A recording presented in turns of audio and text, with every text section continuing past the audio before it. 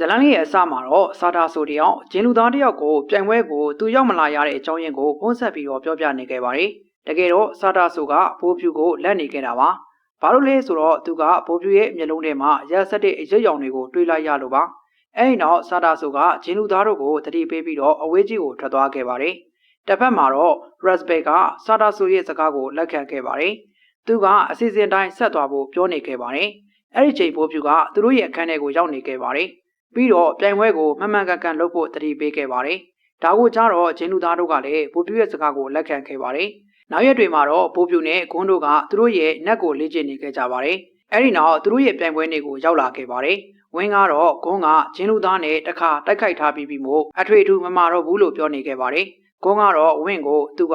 ငါးများတံကိုသုံးဖို့စီစဉ်ထားတယ်လို့ပြောခဲ့ပါတယ်။အဲဒီနောက်ပြိုင်ပွဲကိုရောက်တော့ဂွန်းကတကယ်ကိုငါးများတံကိုယူလာခဲ့ပါတယ်။ပြိုင်ပွဲကိုစတာနဲ့ဂွန်းကစတင်တိုက်ခိုက်ဖို့လုပ်ခဲ့ပါတယ်။ဂျင်းလူသားကလည်းသူ့ရဲ့ခန္ဓာကိုယ်ကိုဂျင်းလိုပက်လှည့်လှည့်နေခဲ့ပါတယ်။ပြီးတော့သူကဂွန်းကိုဂျင်းတွေနဲ့ပစ်ခဲ့ပါတယ်။ဒါပေမဲ့ဂွန်းကသူ့ရဲ့ဂျင်းတွေကိုလေထဲမှာပဲထားလိုက်ပါတယ်။ပြီးတော့ဂွန်းကသူ့ရဲ့ငါးမြင့်တံကိုဂျင်းလူသားရှိရာကိုပစ်လိုက်ပါတယ်။ပြီးတော့သူကဂျင်းလူသားရက်နေတဲ့အုတ်ချက်ကိုဆွဲမပစ်လိုက်ပါတယ်။ဟန်ချက်ပြတ်သွားတဲ့ဂျင်းလူသားကလဲကျသွားခဲ့ပါတယ်။အဲ့ဒီချိန်ဂွန်းကဂျင်းလူသားရဲ့တစ်ချောင်းနဲ့ရှိတဲ့ခြေထောက်အထုကိုချိုးပစ်လိုက်ပါတယ်။ဒါကြောင့်ဂွန်းကပြိုင်ပွဲမှာအနိုင်ရသွားခဲ့ပါတယ်။နောက်တစ်ပွဲကတော့ဘိုးဖြူနဲ့ Raspberry တို့ရဲ့ပွဲပဲဖြစ်ပါတယ်။ပွဲဆက်တာချင်းမှာပဲဘိုးဖြူက Raspberry ကိုလျှက်တစ်ပြက်ဝင်တိုက်ပါတယ်။ဒါကြောင့် Raspberry ကအမြင်ရှောင်ထွက်ပြီးတော့သူ့ရဲ့ကြာဝတ်နှစ်ခုကိုအဆက်မပြတ်ဝေယမ်းနေခဲ့ပါတယ်။တကယ်တော့ Raspberry ရဲ့ကြာဝတ်တွေကိုတော့တော်ရုံလူကမမြင်နိုင်ပါဘူး။ဒါပေမဲ့ဘိုးဖြူကတော့မြင်နေခဲ့တာကြောင့်ကြာဝတ်တွေကိုဖန်ဆွဲခဲ့ပါတယ်။လန့်သွားတဲ့ Raspberry ကတော့ဘိုးဖြူကိုကြာဝတ်တွေကနေတဆင့်လျှက်စစ်နဲ့ရှော့တိုက်ခဲ့ပါတယ်။အားလုံးကလည်းဒါကိုမြင်တော့လန့်သွားခဲ့ပေမဲ့ဘိုးဖြူရဲ့ခန္ဓာကြီးအားကိုသိနေတဲ့ဂွန်းကတော့ပြုံးနေခဲ့ပါတယ်။တကယ်တော့ဘိုးဖြူကဒီတန်းကိုခံနိုင်ပါတယ်။သူက Rabbit ကိုဆွဲမြောက်ယူလိုက်ပြီးတော့သူ့လျှက်စစ်နဲ့သူ့ရှော့တိုက်ပစ်လိုက်ပါတယ်။အဲဒီနောက်ပွဲမှာဘိုးဖြူကအနိုင်ရသွားခဲ့ပါတယ်။ဂွန်းကဘိုးရိုးစီကိုသွားပြီးတော့ချီကျူးစကားပြောနေခဲ့ပါတယ်။ဘိုးဖြူက Rabbit ရဲ့အစွမ်းကိုအထင်မသေးသေးကြောင်းဂွန်းကိုတတိပေးနေခဲ့ပါတယ်။ပြီးတော့သူတို့ကအိမ်ကိုပြန်လာခဲ့ပါတယ်။ဒါပေမဲ့သူတို့က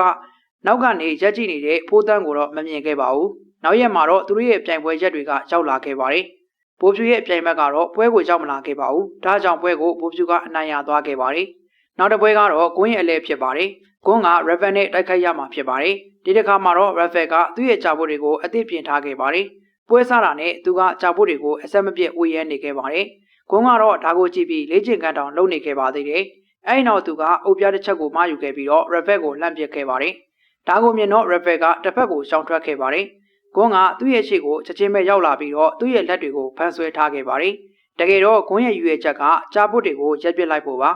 ။ဒါကြောင့်သူကဒီလက်ကွက်ကိုသုံးခဲ့တာဖြစ်ပါတယ်။တစ်ဖက်မှာဘိုးဖြူနဲ့ဖိုးတန်းကလည်းဒါကိုနားလည်နေခဲ့ပါတယ်။ဂွန်းက Raven ရဲ့ကြာပုတ်တွေကိုယူပြီးတော့သူ့ကိုပြန်ဖမ်းထားကရှော့တိုက်ဖို့လုပ်ခဲ့ပါတယ်။အဲဒီချိန် Raven ကအကြောက်လွန်ပြီးတတိလက်သွားပါတယ်။ဂွန်းကတော့လဲကျနေတဲ့ Raven ကိုကြည့်ပြီးတော့လှောင်ပြောင်နေခဲ့ပါတယ်။ပြီးတော့ဂွန်းကအပြင်ကိုထွက်လာပါတယ်။တစ်ဖက်မှာတော့သူ့ကိုဖိုးတန်းကစောင့်နေခဲ့ပါတယ်။ပြီးတော့ဖိုးတန်းကဂွန်းကိုကြိုက်တဲ့အချိန်နဲ့နေရာကိုရွေးဖို့ပြောခဲ့ပါတယ်။ဖိုးတန်းကဂွန်းကိုငါကမင်းရဲ့ပြိုင်ဘက်ဖြစ်လာပေးမယ်လို့ပြောလိုက်ပြီးတော့ဒီနေ့ရဲ့အပိုင်းလေးကတော့ဒီမှာတင်အဆုံးသတ်သွားပါတယ်ခင်ဗျာ။အားလုံးကိုအထူးပဲကျေးဇူးတင်ပါတယ်။